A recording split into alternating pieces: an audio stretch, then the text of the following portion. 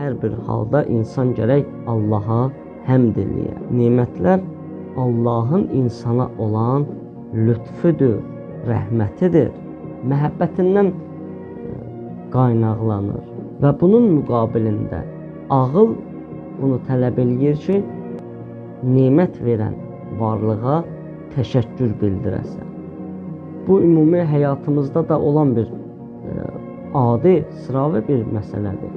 Yəni kimsə birinə hədiyyə verəndə, kimsə birinə yardım eləyəndə qarşı tərəfə çox sağ ol demək. Və unutmuşuq ki, bütün nemətləri, həyat nemətini Allah Taala bizə əta eləyibdir və bunun təşəkkürünü icra eləmək vacibdir. Başda elə insanın öz vücudu olmaqla, varlığı olmaqla, aldığı hər bir nəfəs Allahın ona verdiyi nemətdir və bunun müqabilində gərək insan daim şükür halında olsun.